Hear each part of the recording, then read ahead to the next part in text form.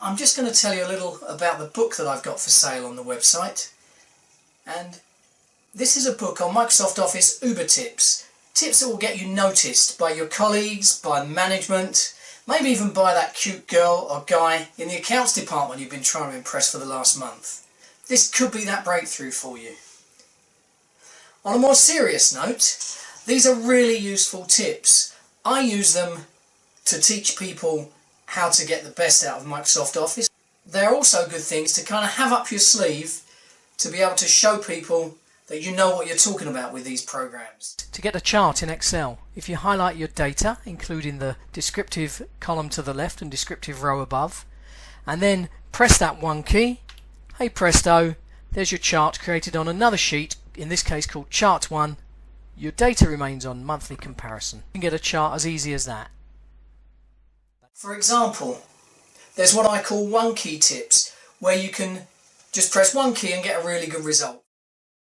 Changing the case of text in Word, PowerPoint or Outlook, if you accidentally type in uppercase, don't delete it and retype. It will tell you in the book how you can just change the case from uppercase to lowercase, vice versa.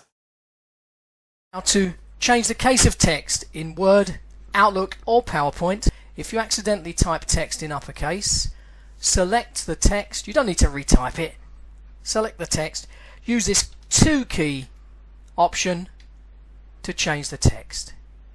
So I'm just holding down one key, pressing another to get that effect. And if I keep those keys, keep pressing those keys,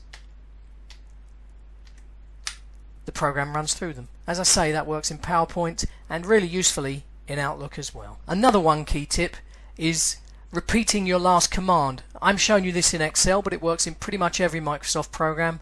So let's say I've got data here in Excel and I want to get rid of each of these blank lines.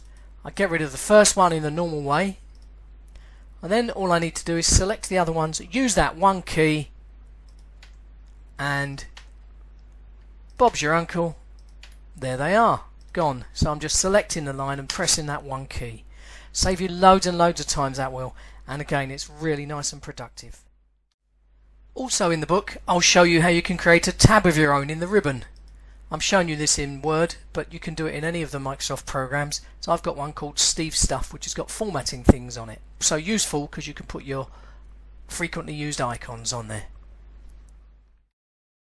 These are the kinds of things that are available in the book.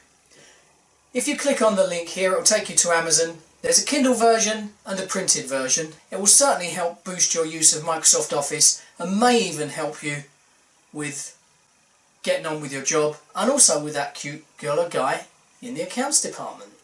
Whatever you use it for, enjoy and make the most. I hope it helps you.